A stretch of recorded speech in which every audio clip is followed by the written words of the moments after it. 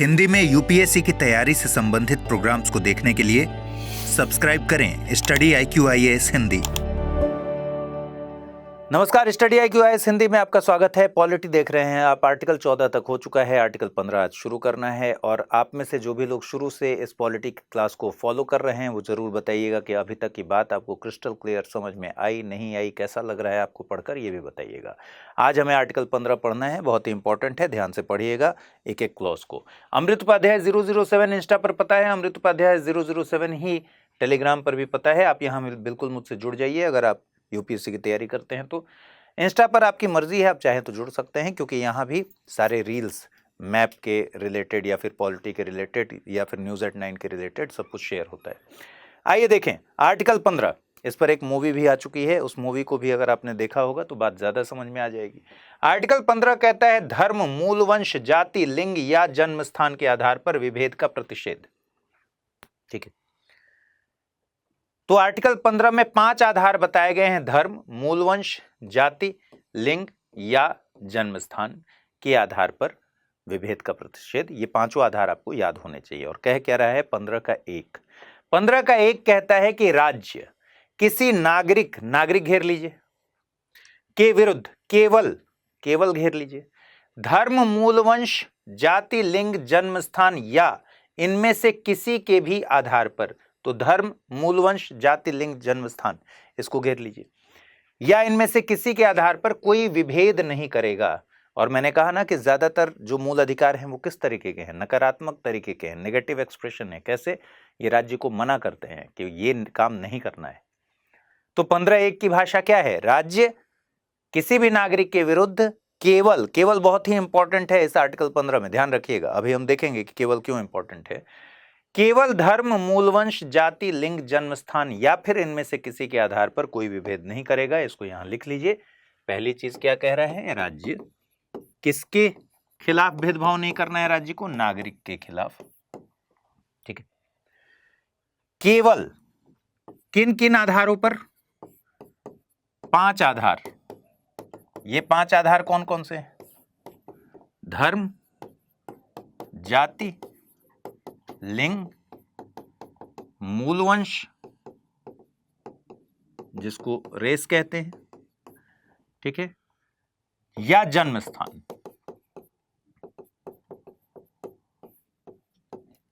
के आधार पर विभेद नहीं।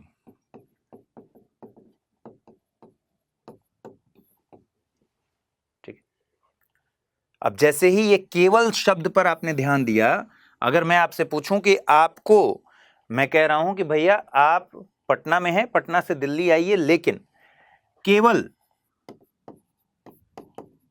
रेल या प्लेन से मत आइएगा। इसका दूसरा मतलब क्या है? इसका दूसरा मतलब है कि केवल रेल या प्लेन से मत आइएगा। मतलब क्या है? कि इन दोनों को छोड़ दीजिए, रेल या प्लेन, बाकी किसी भी तरीके से आ सकते हैं। आप पैदल आ सकते हैं, आप कार से आ सकते हैं, ट्रक से आ सकते हैं, यानी कि बाय रोड किसी भी तरीके से आ सकते हैं, पैदल भी आ सकते हैं, साइकिल चला के भी आ सकते हैं। क्योंकि मना किस बारे में किया गया है? कहा गया है कि केवल रेल या प्लेन से नहीं आना है। तो रेल और प्लेन को छोड़कर बाकी किसी भी चीज से आ सकते हैं, सीधी सी बात है। आर्टिकल 15 कह रहा है कि केवल इन 5 आधारों पर विभेद नहीं किया जाएगा, जिसका मतलब क्या हुआ कि जन्म स्थान के आधार पर विभेद नहीं किया जाएगा, लेकिन निवास स्थान के आधार पर विभेद किया जा सकता है। इन 5 आधारों के अलावा किसी आधार पर विभेद किया जा सकता है, जैसे कि निवास स्थान। ठीक है, जैसे कि आपसे कहा गया शैक्षणिक योग्यता लगाई जा सकती है, इसके आधार पर विभेद किया जा सकता है, क्योंकि ये इस क्राइटेरिया के बाहर है। कोई शारीरिक मापदंड किसी परीक्षा में लगाया जा सकता है, किसी एडमिशन में लगाया जा सकता है, रिक्वायरमेंट के आधार पर। ठीक, 15 के बारे में ध्यान रखिए कि 15 जब हम पढ़ते हैं तो इसी में हम शैक्षणिक संस्थानों में कोटा सिस्टम को पढ़ते हैं, और 16 जब पढ़ते हैं तो पब्लिक एम्प्लॉयमेंट में, सरकारी नौकरी में हम कोटा सिस्टम को पढ़ते हैं। वो हम आगे देखेंगे कि कैसे कैसे इसका डेवलपमेंट है 15 का। तो मूल जो संविधान था उसमें 15 1 2 और 3 क्लॉज थे। आर्टिकल 15 1 जो कहता है राज्य नागरिकों को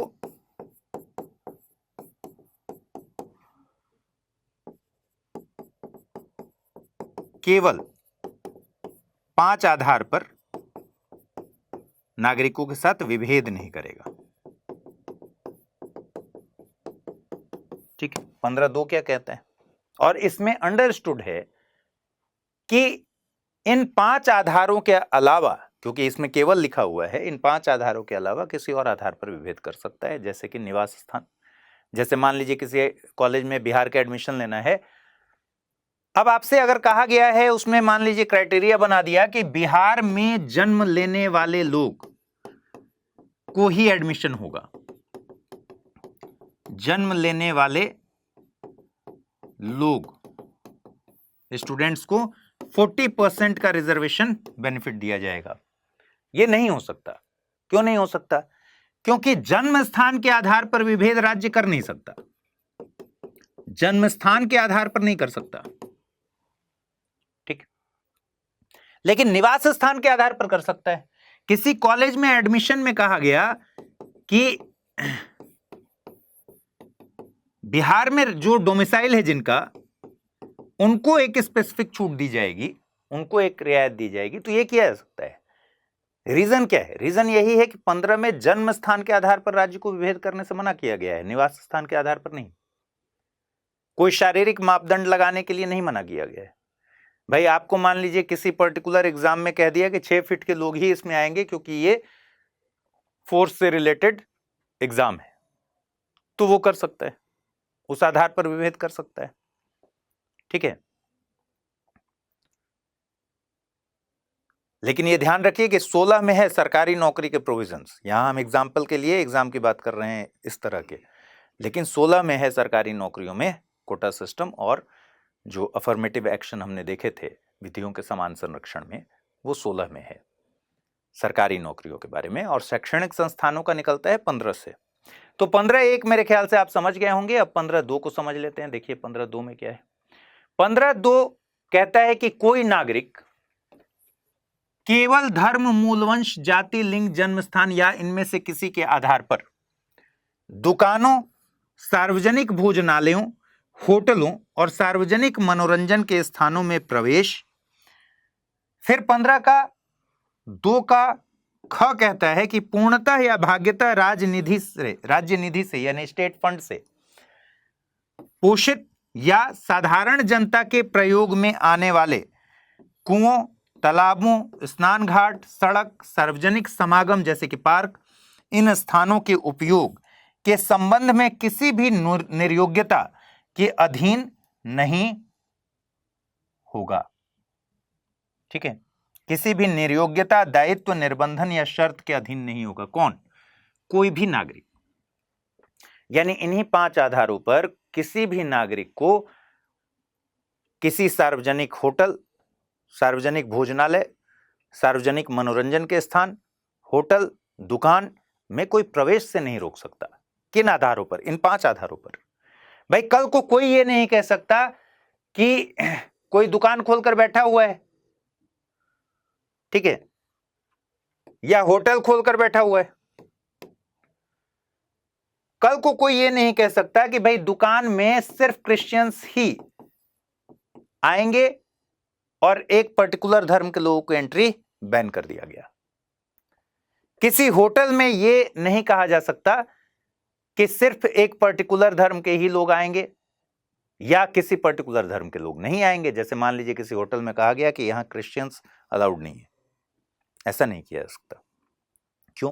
क्योंकि 15(2) क्या कह रहा है कि कोई नागरिक इन 5 आधारों पर, केवल इन 5 आधारों पर या इनमें से किसी के भी आधार पर दुकानों, सार्वजनिक भोजनालयों, होटलों और सार्वजनिक मनोरंजन के स्थानों में प्रवेश के संबंध में निर्योग्यता के अधीन नहीं होगा, किसी भी शर्त के अधीन नहीं होगा।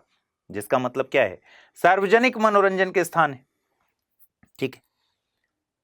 अब वहां गए तो उस जगह पर कहा गया कि अच्छा किस कास्ट के हो,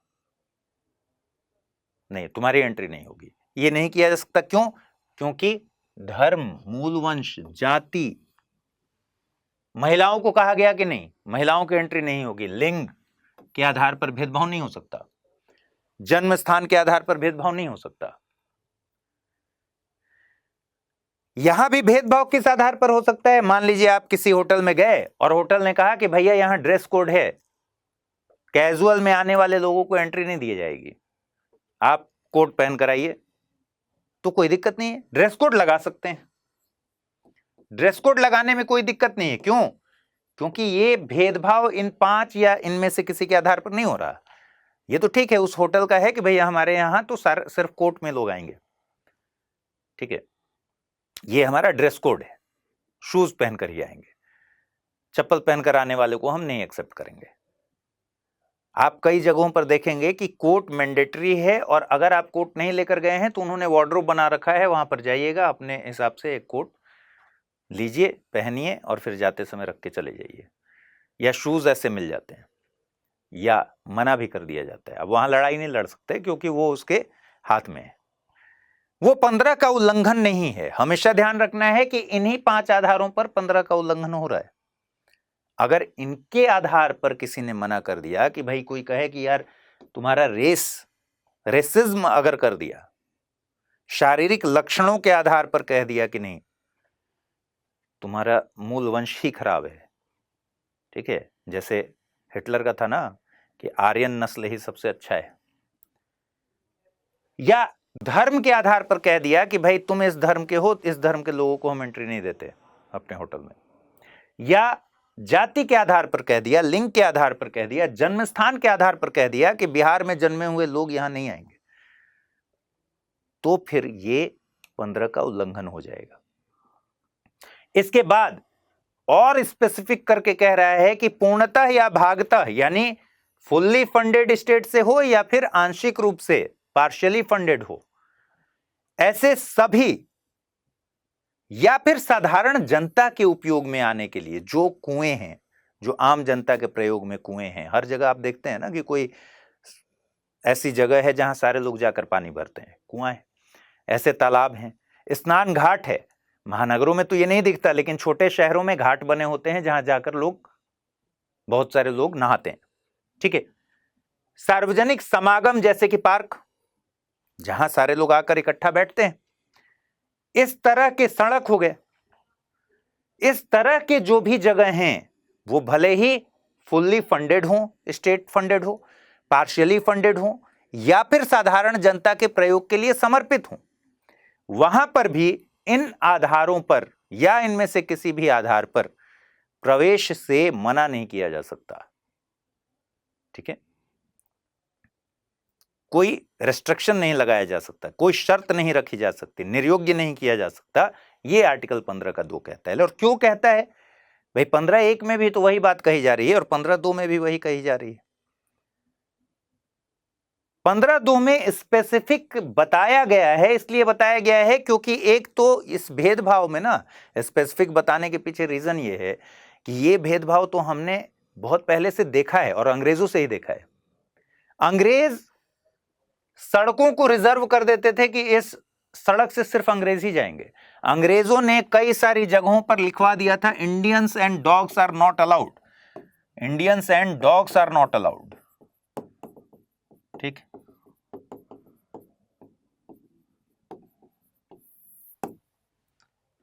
आपने अभी भी देखा होगा, हाल फिलहाल के भी कई सारे ऐसे खबरें आती रहती हैं विदेशों से, किसी को अपमानित करने का एक तरीका होता है।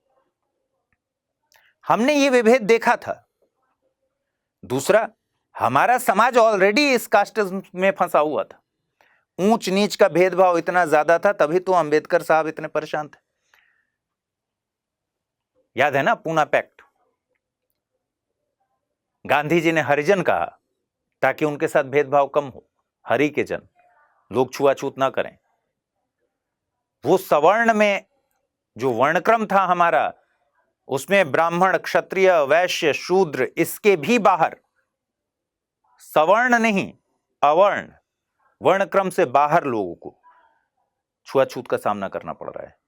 उनकी परछाई से लोग अशुद्ध हो जा रहे हैं, पूजा पाठ करने लग रहे हैं, नहाने लग रहे हैं, उन्हें हे दृष्टि से देखा जाता है, अपमानित किया जाता है। ये सारे भेदभाव हमारे यहां मौजूद थे।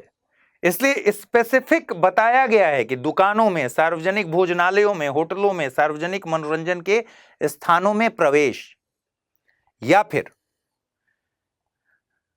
कुएं हैं, तालाब हैं, स्नान घाट हैं, सड़क हैं, सार्वजनिक समागम के स्थान हैं, उनके उपयोग के संबंध में कोई नियोग्यता नहीं होगी। उनके उपयोग के संबंध में कोई रेस्ट्रिक्शन नहीं होगा, किसी शर्त के अधीन नहीं होगा, और इन जगहों पर प्रवेश से मना नहीं किया जाएगा इन आधारों पर। ठीक है, अंतर बस यह है कि 15(1) कहता है राज्य केवल इन आधारों पर भेदभाव नहीं करेगा किसी भी नागरिक के साथ। और 15(2) क्या कह रहा है कि किसी, यहां देखिए राज्य नहीं लिखा हुआ है, क्या लिखा हुआ है, कोई नागरिक इन आधारों पर प्रवेश से या फिर इन चीजों में निर्योग्यता, निर्बंधन या शर्त के अधीन नहीं होगा। जिसका मतलब यह सिर्फ राज्य की बात नहीं कर रहा, राज्य तो भेदभाव कतई नहीं करेगा, यह तो आर्टिकल 15(1) में आपने देख लिया। तो 15(1) और 15(2) में क्या अंतर है? 15(1) जहां राज्य को नागरिकों से भेदभाव करने के लिए मना कर रहा है, ठीक, नागरिकों के साथ भेदभाव नहीं होगा, भेदभाव नहीं। किन आधार पर? केवल 5 आधार पर या इनमें से किसी आधार पर। 15(2) सेम बात रिपीट क्यों कर रहा है? 15(2) सिर्फ यहां राज्य को मना नहीं कर रहा, राज्य तो हर हाल में भेदभाव नहीं करेगा। 15(2) में देखिएगा कि होटल कौन चलाता है, कमर्शियल वेंचर्स कौन चलाता है, दुकान कौन लोग खोलकर बैठे होंगे, सार्वजनिक मनोरंजन के स्थान कौन चला रहा है, सार्वजनिक भोजनालय। यहां ध्यान दीजिए कि 15(2) सिर्फ राज्य के नागरिकों के साथ भेदभाव की बात नहीं कर रहा, वो तो 15(1) में कर दिया कि किसी भी आधार पर, कहीं भी राज्य को केवल इन 5 आधारों पर या इनमें से किसी आधार पर नागरिकों के साथ भेदभाव करना ही नहीं है। ये तो बहुत ब्रॉड है, और स्पेसिफिकली बताया गया कि भाई दुकानों में, होटलों में, सार्वजनिक भोजनालय में, सार्वजनिक मनोरंजन के स्थानों पर प्रवेश से कोई भी नागरिक वंचित नहीं किया जाएगा। ठीक है, राज्य द्वारा पूर्णतः या फिर आंशिक रूप से, पार्शियली फंडेड, या फिर आम जनता के प्रयोग के लिए समर्पित कुआं हो, तालाब हो, सड़क हो, स्नान घाट हो, सार्वजनिक समागम के स्थान हो, इन सारे जगहों पर कोई निर्योग्यता नहीं की जा सकती है, मना नहीं किया जा सकता है, कोई शर्त नहीं रखी जा सकती है, रेस्ट्रिक्शन नहीं लगाया जा सकता है इन 5 आधारों पर। लेकिन इतना स्पेसिफिक कहा क्यों जा रहा है? क्योंकि पहला तो हमारे समाज में ये पूरी कुव्यवस्था मौजूद है ऑलरेडी, हमारा समाज बटा हुआ है ऊंच नीच में, और दूसरा अंग्रेजों से भी हमने तो भेदभाव झेला है। हम इस भेदभाव के अगेंस्ट 15 में सिक्योर करना चाहते हैं 2 लेवल पर। एक तो राज्य नागरिकों के साथ भेदभाव नहीं करेगा, उनको वंचित नहीं करेगा, लेकिन राज्य के साथ साथ नागरिक भी नागरिकों के साथ भेदभाव नहीं करेंगे। मैं ऐसा क्यों कह रहा हूं? क्योंकि इसीलिए तो स्पेसिफिकली लिखा गया। 15(1) और 15(2) में क्या अंतर है? 15(1) में सिर्फ राज्य को कहा जा रहा है कि भेदभाव मत करो, यहां तो नागरिक भी नागरिक से भेदभाव नहीं करेंगे। होटल कौन चला रहा है? नागरिक। होटल तो प्राइवेट व्यक्ति चला रहा है, प्राइवेट व्यक्ति अपने होटल में इसलिए किसी को नहीं आने दे कि भाई तुम दूसरे धर्म के हो, इस धर्म के लोगों को तो यहां एंट्री नहीं है, यह भी पॉसिबल नहीं है। भोजनालय हो गया, ठीक है, होटल हो गया, दुकान हो गई, अब कोई बाल कटवाने गया और पता चले कि कहे कि नहीं भाई यहां तो इस धर्म के लोग या इस जाति के लोग आएंगे नहीं। तो यहां ध्यान रखना है कि आर्टिकल 15(1) जहां राज्य को नागरिकों के साथ भेदभाव के लिए मना कर रहा है, आर्टिकल 15 का 2 राज्य के साथ साथ नागरिकों के बीच भी आपस में भेदभाव के लिए मना कर रहा है। ठीक है, इसको कहते हैं कि राज्य नागरिकों के साथ भेदभाव के लिए मना कर रहा है, यानी यहां वर्टिकल प्रोटेक्शन दिया गया है, वर्टिकल प्रोटेक्ट किया गया है, वर्टिकली प्रोटेक्ट किया गया है। और यहां वर्टिकल के साथ साथ हॉरिजॉन्टली नागरिकों और नागरिकों के बीच भी प्रोटेक्ट किया गया है।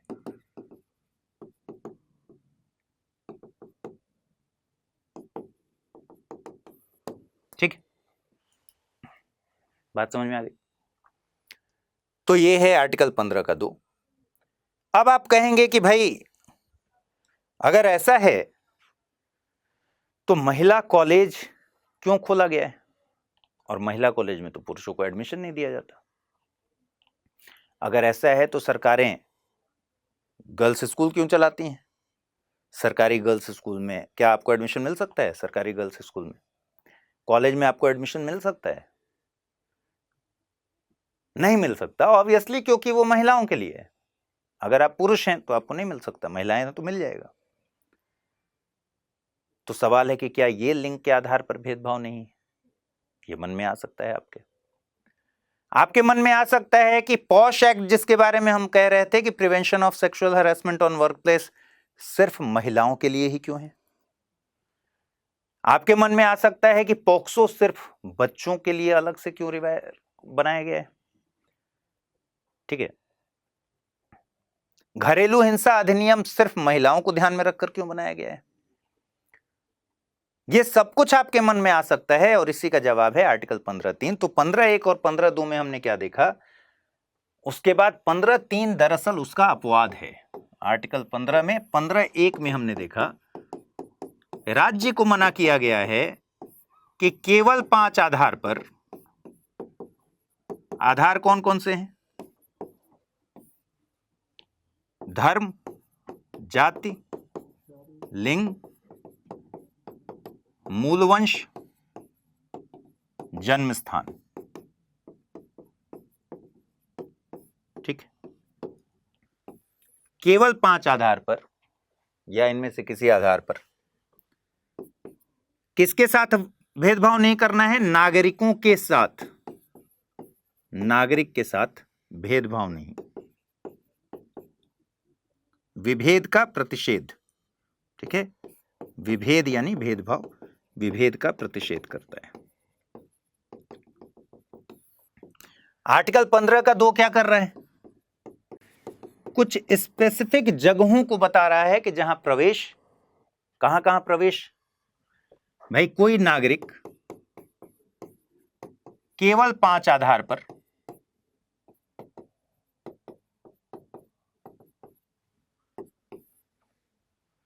कहां कहां प्रवेश से मना किया गया है?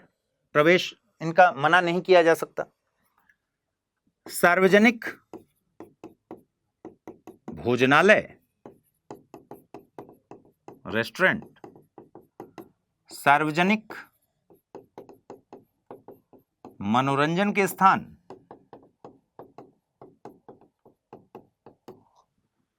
होटल, दुकान में प्रवेश से मना नहीं किया जा सकता इन 5 आधारों पर। और क्या कहा गया है कि भाई पूर्णतः या अंशतः यानी आंशिक तौर पर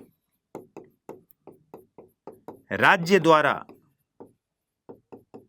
पोषित या फिर साधारण जनता के उपयोग के लिए समर्पित, साधारण जनता के उपयोग के लिए समर्पित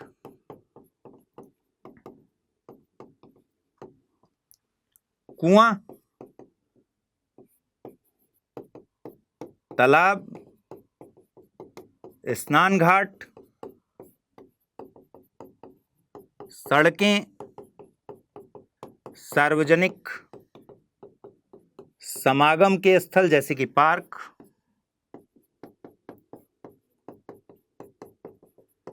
इत्यादि में कोई निर्योग्यता, कोई प्रतिबंध, निर्बंधन, कोई शर्त नहीं लागू किया जा सकता।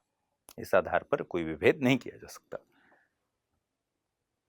लेकिन 15(3) इसका अपवाद है। अच्छा, एक और चीज बताइए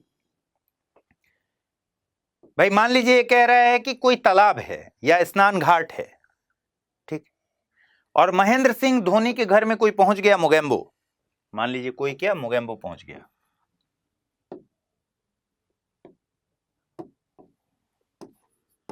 मोगेम्बो कहां पहुंचा? एमएसडी के यहां,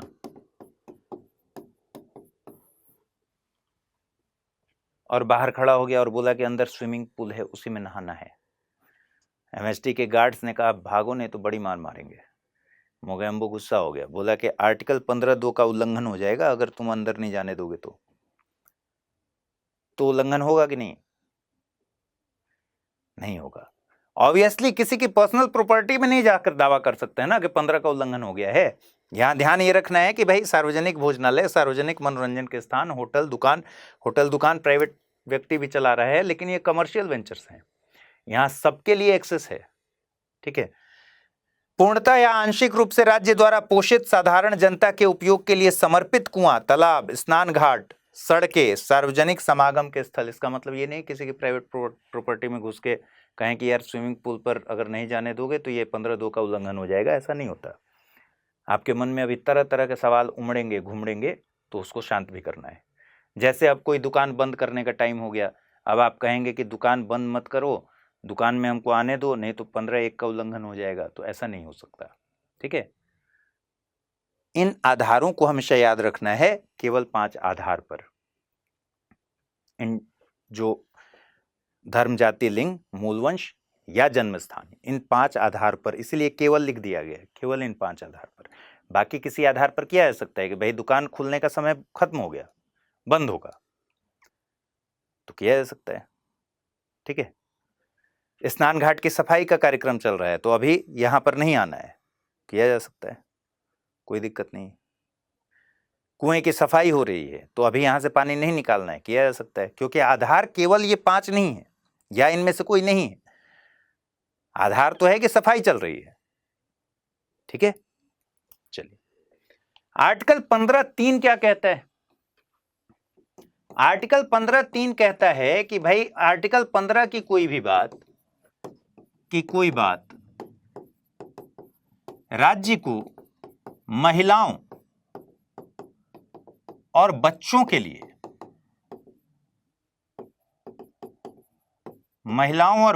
लिए विशेष प्रावधान करने से निवारित नहीं करेगी, विशेष प्रावधान करने से नहीं रोकेगी।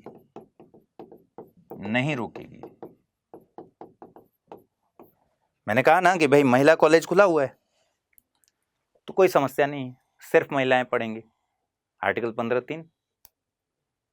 अब आप यहां ये नहीं कह सकते कि भाई लिंग के आधार पर तो भेदभाव हुआ है। हमने क्या पढ़ा? विधि सबके समक्ष समता है और विधियों का समान संरक्षण भी है। ये 15(1) और 2 में बताया गया है कि विधि के समक्ष समता है, इन 5 आधारों पर विभेद नहीं होगा। 15(3) कह रहा है विधियों का समान संरक्षण है, ठीक है, यानी महिलाओं और बच्चों के लिए स्पेशल प्रोविजंस किए गए हैं। अपवाद है दरअसल 15(3), ठीक है। समान परिस्थिति वाले लोगों के लिए समान कानून बनाए जाएंगे, यही बात है। तो 15(3) दरअसल राज्य को महिलाओं और बच्चों के लिए स्पेशल प्रोविजन करने से नहीं रोकने की बात करता है, निवारित नहीं करने की बात करता है। इसलिए आप देखेंगे कि महिलाओं के लिए स्पेशल बहुत सारे स्कीम्स चल रहे हैं, महिलाओं के लिए स्पेशल एक्ट बने हुए हैं, ठीक है। महिलाओं के लिए स्पेशल स्कूल कॉलेज खुले हुए हैं, इंस्टीट्यूट्स खुले हुए हैं। तो इसमें कोई कॉन्ट्रडिक्शन नहीं है, ये 15 का किसी भी तरीके से उल्लंघन नहीं करता। बात समझ में आ गई? ये यहां तक हो गया जो मूल संविधान में था 15 का 1, 2 और 3। इसके बाद 15 का 4 जोड़ा गया था, 15/5 भी जोड़ा गया और 15/6 भी जोड़ा गया। 15 का 4 जोड़ा गया कैसे? देखिए 15 में अब क्योंकि कह रहा है कि भाई राज्य इन इन आधारों पर नागरिकों के साथ कोई भेदभाव नहीं करेगा, सीधी सी बात है। तो हुआ ये कि आजादी के पहले से मद्रास प्रांत में वहां की सरकार शैक्षणिक संस्थान में जो पिछड़े वर्ग के लोग थे,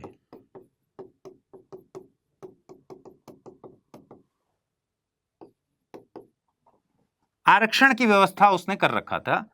ठीक है, विशेष सहूलियत दे रखी थी, कोटा दे रखा था। जब देश आजाद हो गया तो इस कोटा सिस्टम को मद्रास प्रांत ने, मद्रास वही जिसको तमिलनाडु कर दिया गया 1969 में, ठीक है, तब तक तो ये मद्रास ही था और आजादी के पहले भी मद्रास था। तो आजादी के पहले मद्रास प्रांत में यह व्यवस्था ऑलरेडी चल रही थी कि जो शैक्षणिक संस्थान हैं उसमें जो पिछड़े वर्ग के लोग हैं उनके लिए कोटा सिस्टम लागू था। जब देश आजाद हो गया, संविधान लागू हो गया, तब भी मद्रास ने इसको जारी रखा। और जब जारी रखा तो यह तुरंत चैलेंज हो गया, इसलिए क्योंकि 15 का उल्लंघन के आधार पर। तो यह चैलेंज हुआ चंपकम दोराई राजन केस में। सुप्रीम कोर्ट पहुंच गया मामला, यह बहुत ही इंपॉर्टेंट केस है, चंपकम दोराई राजन वर्सेस मद्रास। कब का केस है ये? 1951 का। और इसमें कहा गया कि भाई ये जो कोटा सिस्टम किया गया है, मद्रास सरकार जो सहूलियत अभी भी जारी रख रही है, वो तो दरअसल पिछड़े वर्गों का जब हम कह रहे हैं तो उन वर्गों को सहूलियत देने के लिए बेस क्या है? कास्ट। भाई पिछड़े वर्गों में कौन कौन लोग शामिल हैं? ठीक है, ये एक वर्ग की बात हो रही है, लेकिन दरअसल इस कास्ट के लोगों को ही तो पिछड़े वर्ग में शामिल किया गया है। तो जाति के आधार पर भेदभाव हो रहा है, जो कि 15 का उल्लंघन है। तो जैसे ही ये किया गया कि 15 का उल्लंघन है चंपकई दोराई राजन केस में, इसको 15 का उल्लंघन बताया गया। किसको? तमिलनाडु सरकार द्वारा, मद्रास सरकार द्वारा जो कोटा सिस्टम दिया जा रहा था। सुप्रीम कोर्ट ने कहा चंपकम दोराई राजन में कि भाई ये जो मद्रास गवर्नमेंट फैसिलिटेट कर रही है, मद्रास सरकार द्वारा कोटा दिया जा रहा है, यह असंवैधानिक है और ये 15 और 29(2) का उल्लंघन है। 29(2) देखेंगे अभी हम कि क्या है, उल्लंघन है। ठीक। तो अब नेहरू जी भी परेशान हो गए और चीफ मिनिस्टर्स भी परेशान हो गए, भागे भागे दौड़े दौड़े पहुंचे नेहरू जी के पास कि हुजूर क्या हो रहा है ये? सर, अगर सुप्रीम कोर्ट इस तरह से टांग अड़ाएगा, हम पिछड़े वर्गों की उत्थान के लिए क्या कर पाएंगे? उनको तो स्पेशल सुविधा देनी पड़ेगी, उन्हें आरक्षण का लाभ देना पड़ेगा, तब जाकर हम अल्टीमेटली उनके लिए ये व्यवस्था कर पाएंगे कि वो अच्छे संस्थानों में पढ़ें और वहां से पढ़कर अपने सामाजिक और शैक्षणिक जो पिछड़ापन है उसको दूर कर पाएं।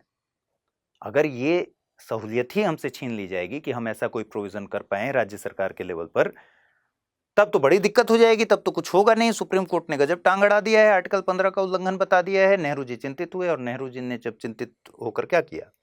देखिए सरकारें क्या करती हैं, सुप्रीम कोर्ट और सरकार के बीच का रिलेशन हम पहले देख चुके हैं कि जब जब सुप्रीम कोर्ट का कोई ऐसा ऑर्डर आता है, उस ऑर्डर को न्यूट्रलाइज करने के लिए एक संविधान संशोधन अधिनियम आता है। 1951 में एक संविधान संशोधन अधिनियम हो गया और 1951 में इस संविधान संशोधन अधिनियम कौन सा था? ये पहला संविधान संशोधन अधिनियम के जरिए, ठीक है, 15 में एक क्लॉज जोड़ दिया गया, 15(4). आइए देखते हैं 15(4) क्या कहता है। चलिए उससे पहले आगे बढ़ूं मैं, उससे पहले आपको बता दूं कि 2 दिन के लिए 14 फरवरी के लिए, 2 दिन के लिए नहीं, सॉरी, 14 फरवरी तक के लिए बैच में एडमिशन लेने पर एक विशेष छूट की व्यवस्था की गई है, उसमें आपको अमृत कोड यूज करना है, अमृत लाइव, और ये बैच स्टार्ट हो जाता है 8,999 रुपए से, ठीक है। और जो प्लैटिनम बैच है वो तो काफी कम पे आपको मिल जाएगा, जिसमें सारी सुविधाएं हैं। आप एक बार प्राइस चेक कर लीजिएगा इस कोड को डालकर। बैच जो आपका प्रारंभ हो रहा है वो प्रारंभ हो रहा है 19 फरवरी से, ठीक है। तो देखना ये है, और 14 के बाद ये रेट फिर से रिवाइज हो जाएगा, बढ़ जाएगा। तो 14 फरवरी तक आप इस रेट में अपने कोर्स को खरीद सकते हैं। 8,999 रुपए से बैच शुरू है।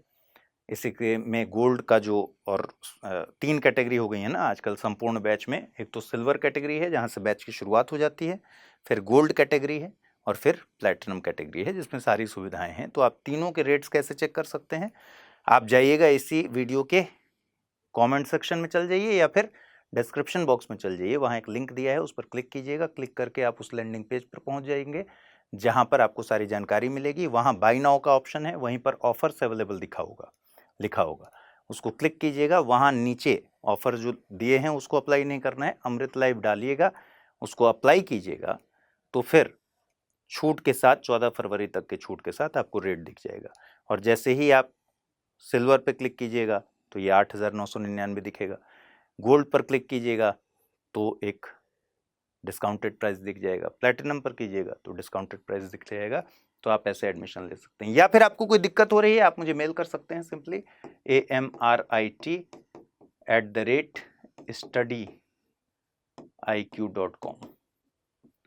इस कंडीशन में हमारी टीम आपसे संपर्क करेगी, ठीक है। चलिए 15.4 देखते हैं क्या है। 15.3 में जो लिखा था इसको भी देख लीजिए। इस अनुच्छेद की कोई बात राज्य को स्त्रियों और बालकों के लिए कोई विशेष उपबंध करने से निवारित नहीं करेगी।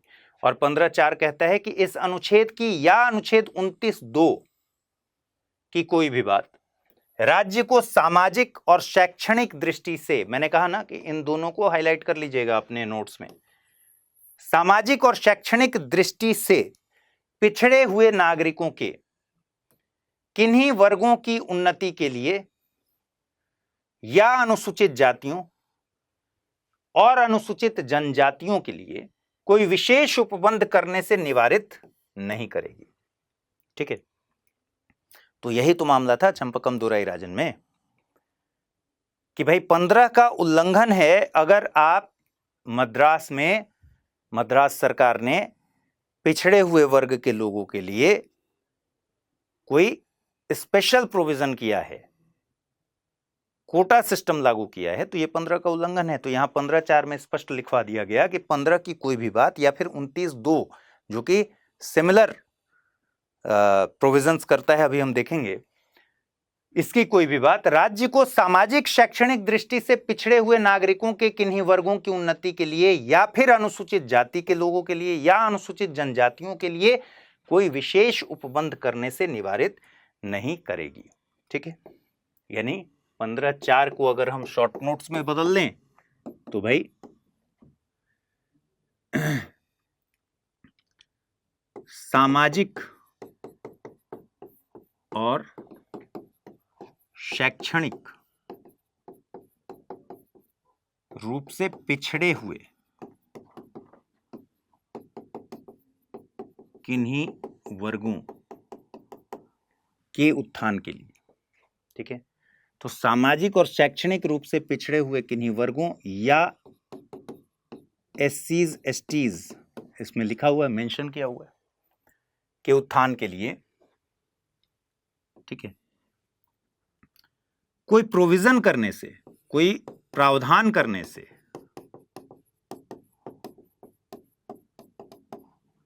आर्टिकल 15 की कोई बात या फिर 29(2) की कोई बात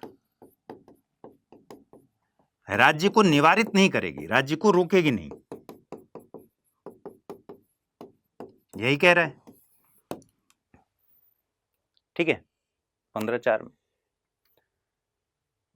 तो इस तरह से इस फैसले को, चंपकम दुराईराजन के फैसले को काउंटर किया गया आर्टिकल 15.4 को जोड़कर 1951 में फर्स्ट कॉन्स्टिट्यूशनल अमेंडमेंट एक्ट 1951 के द्वारा जोड़ा गया। ठीक है, अब 29(2) में क्या कह रहा है देखिए, 29(2) कह रहा है कि राज्य द्वारा पोषित या राज्य निधि से सहायता पाने वाली, या तो राज्य द्वारा मेंटेन्ड हो या फिर स्टेट फंड से एडेड हो, सहायता लेती हो, ऐसे किसी शिक्षण संस्था में प्रवेश से किसी भी नागरिक को केवल धर्म, मूलवंश, जाति, ये तीनों वही हैं जो उन 5 में से थे, 5 में से 3 तो हैं ही, धर्म, मूलवंश, जाति, भाषा, यहां एक चौथा भी है। 29(2) में 4 आधार बताए गए हैं, तो ये 4 आधार भी आपको याद रखने हैं। 29(2) में और 15 में कोई बात होते हुए भी राज्य को पिछड़े हुए वर्ग के लोगों, SC STs के लिए स्पेशल प्रोविजन करने से राज्य को नहीं रोका जाएगा। वो इसीलिए हुआ है क्योंकि 15 के आधार पर और 29(2) के आधार पर चैलेंज किया गया था सुप्रीम कोर्ट में मद्रास वाले उस एक्ट को। तो 29(2) में ये कह रहा है कि भाई राज्य द्वारा पोषित या राज्य निधि से जो भी सहायता पाने वाले संस्थान हैं, शिक्षण संस्थान हैं, उनमें प्रवेश से किसी भी नागरिक को केवल धर्म, मूलवंश, जाति, भाषा या इनमें से किसी के आधार पर वंचित नहीं किया जाएगा। और इसमें भी ऑब्वियसली जाति है, तो 29(2) के भी आधार पर चैलेंज किया गया था, क्योंकि यहां भी तो यही कह रहा है ना कि किसी भी नागरिक को केवल धर्म, मूलवंश, जाति, भाषा या इनमें से किसी के आधार पर प्रवेश से वंचित नहीं किया जाएगा। ठीक है,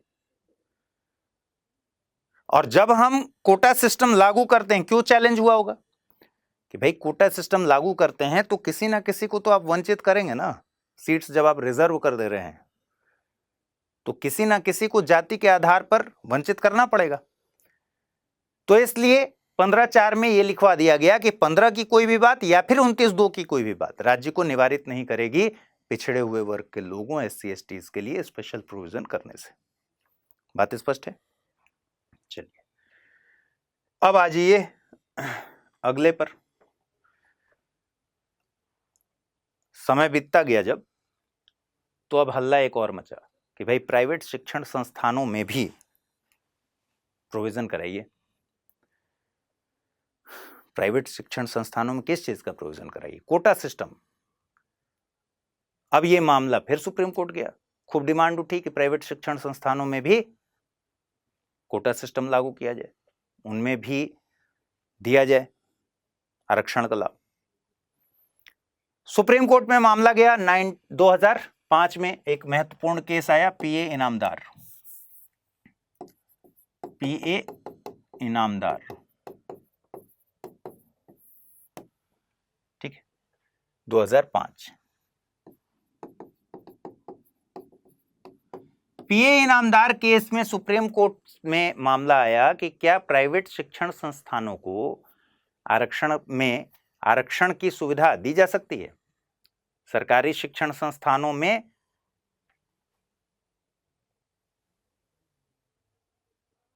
आरक्षण का लाभ मान लीजिए दिया जा रहा है, तो क्या इसी तर्ज पर प्राइवेट शिक्षण संस्थानों में भी होना चाहिए?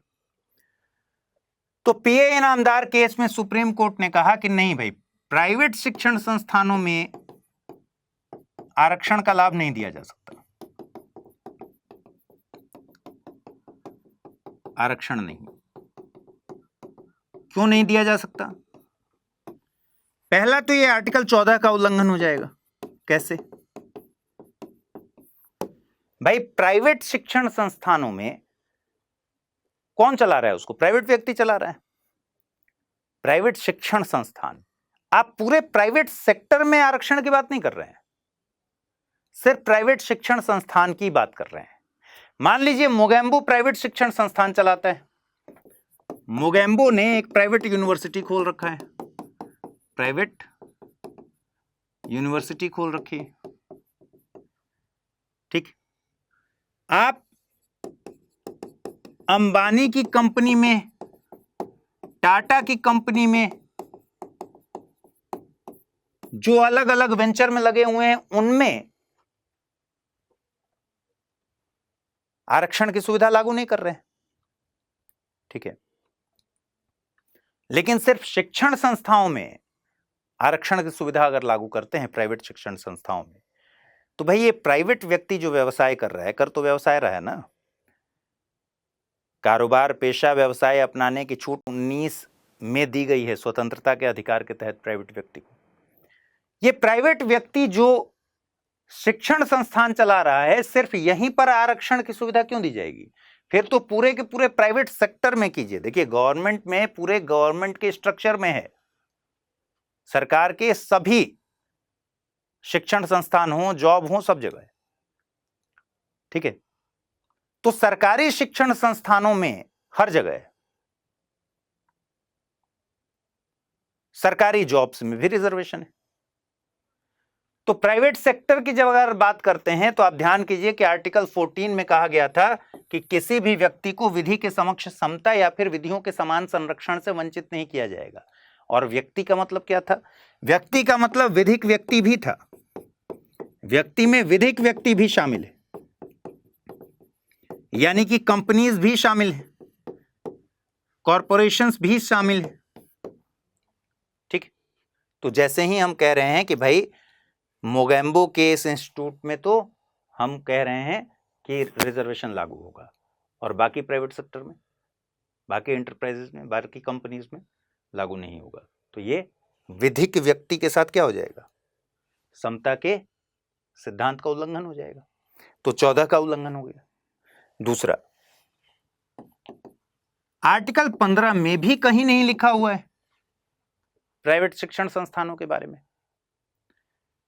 और 19(1)(g) में तो आपने व्यवसाय,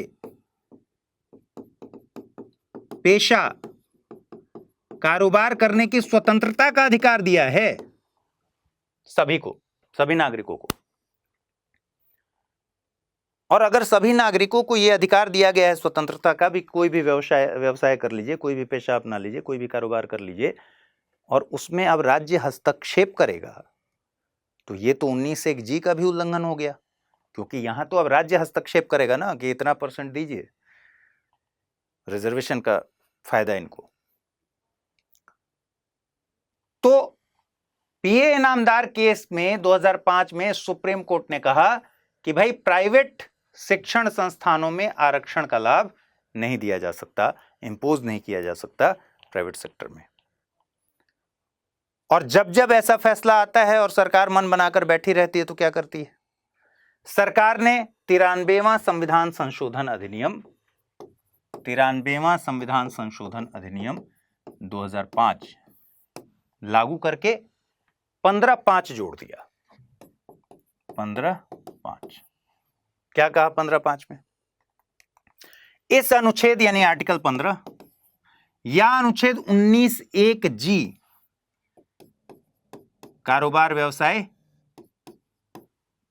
की कोई बात राज्य को सामाजिक और शैक्षिक रूप से पिछड़े हुए नागरिकों के किन्हीं वर्गों की उन्नति के लिए या अनुसूचित जातियों या अनुसूचित जनजातियों, ठीक है, बैकवर्ड क्लास या एससीज या फिर एसटी, ठीक है। यहां ध्यान रखिए एक शब्द पर, विधि द्वारा, यानी संसद विधि बनाकर, संसद द्वारा बनाई गई विधि से, कानून से कोई विशेष उपबंध करने से निवारित नहीं करेगी, जहां तक ऐसे विशेष उपबंध अनुच्छेद 30 के खंड 1 में निर्दिष्ट अल्पसंख्यक शिक्षा संस्थाओं से भिन्न, यानी अल्पसंख्यक शिक्षण संस्थानों में राज्य आरक्षण की व्यवस्था नहीं करेगी। देखिए, आरक्षण शब्द कहीं नहीं लिखा हुआ है, हर जगह लिखा हुआ है विशेष प्रावधान। तो विशेष प्रावधान करने से, विशेष उपबंध करने से अल्पसंख्यक शिक्षण संस्थानों को अलग रखा गया है, यानी अल्पसंख्यक शिक्षण संस्थानों के राइट्स जो 30(1) में बताए गए हैं, अल्पसंख्यक शिक्षण संस्थानों में कोई विशेष प्रावधान नहीं किया जाएगा, उसके अलावा हर जगह के संस्थानों में किया जाएगा, ठीक है। देखिए, शिक्षण संस्थाओं में जिनके अंतर्गत प्राइवेट शिक्षण संस्थाएं भी हैं, चाहे वे राज्य से सहायता प्राप्त हों या नहीं, प्रवेश से संबंधित है, ठीक है। इसको समराइज कर लेते हैं। 15(5) में क्या कह रहा है?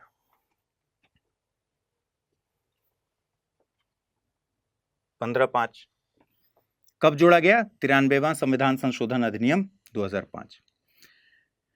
कह रहा है इस अनुच्छेद की कोई भी बात, 19(1) जी की कोई भी बात होते हुए भी राज्य क्या कर सकता है?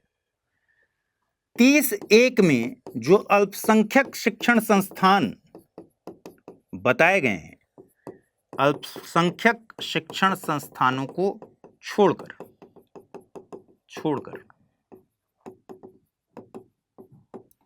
सभी शिक्षण संस्थान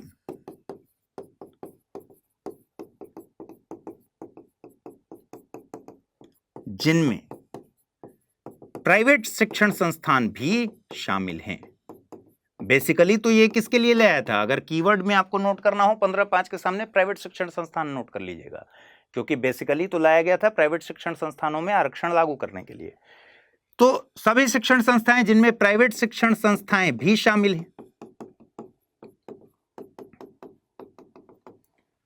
ठीक है, चाहे वो राज्य द्वारा पूर्णतः पोषित हो, ठीक है,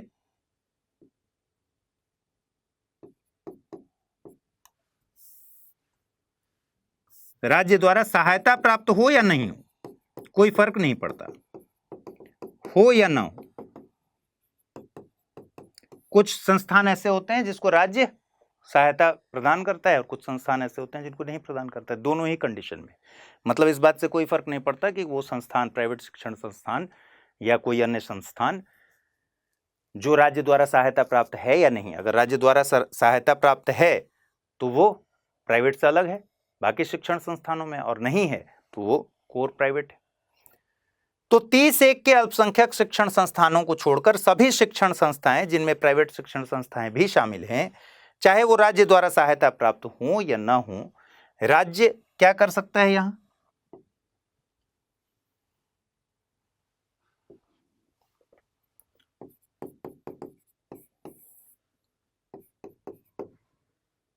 बैकवर्ड क्लासेस, एससीज, एसटीज के लिए विशेष उपबंध कर सकता है।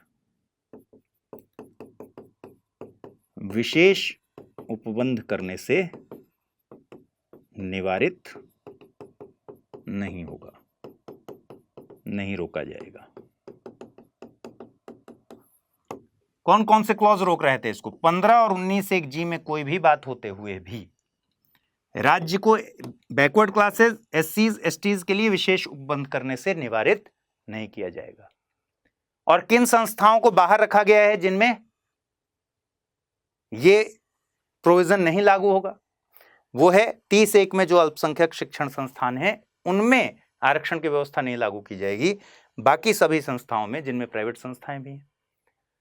तो मेनली तो प्राइवेट संस्थाओं के लिए ही पीए इनामदार केस में उसने कहा कि भाई प्राइवेट शिक्षण संस्थाओं में हम आरक्षण की सुविधा नहीं दे सकते, अलाउ नहीं कर सकते। उसी को काउंटर करने के लिए 15/5 को जोड़ा गया।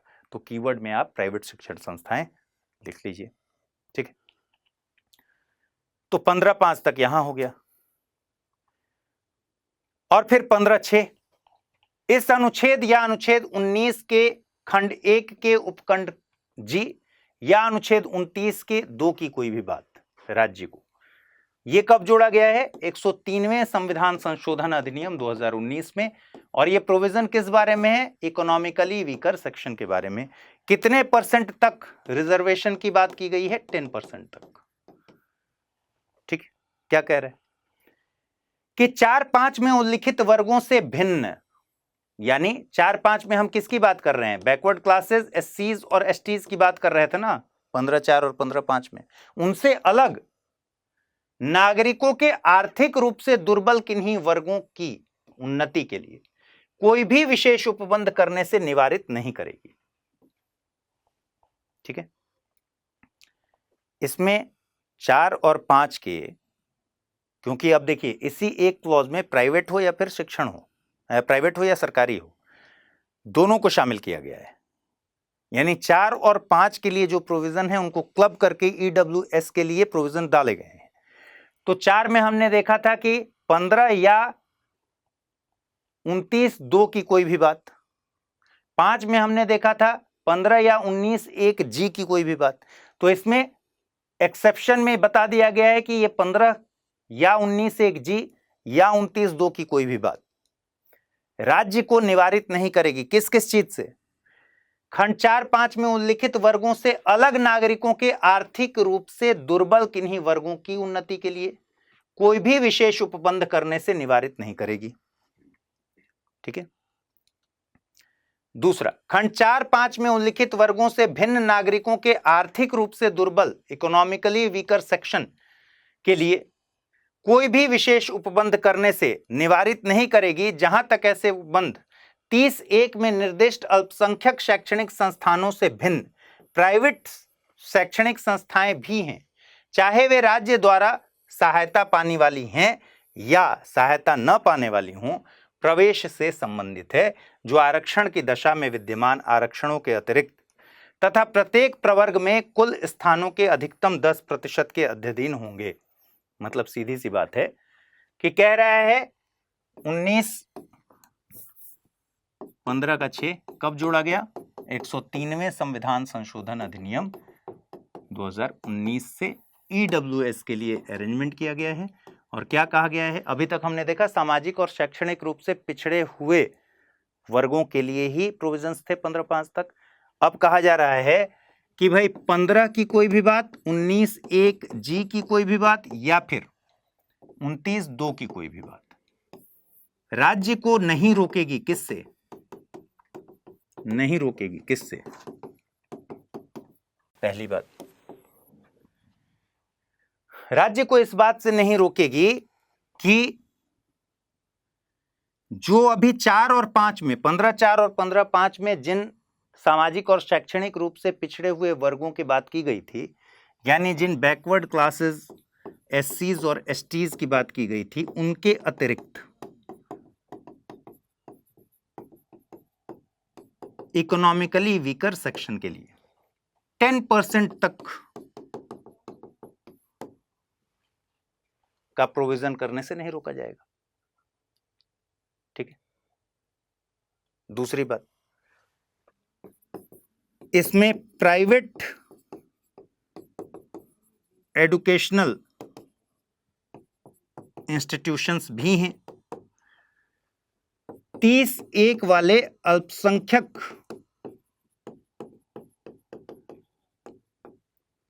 शिक्षण संस्थानों में छोड़कर, शिक्षण संस्थानों को छोड़कर,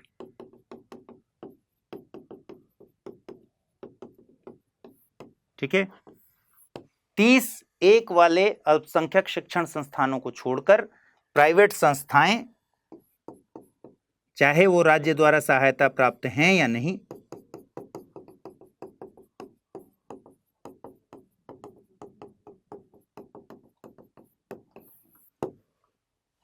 यानी बेसिकली सभी जगहों पर शिक्षण संस्थाओं में, वो प्राइवेट हो या सरकारी हो, 15, 19(1) जी और 29(2) की कोई भी बात राज्य को पहले से जो आरक्षण दिए जा रहे हैं उनके अतिरिक्त, इन वर्गों के अतिरिक्त ईडब्ल्यूएस को स्पेशल प्रोविजन ईडब्ल्यूएस के लिए करने से निवारित नहीं करेगी और मैक्सिमम 10% तक इनके लिए प्रोविजन किया जा सकता है।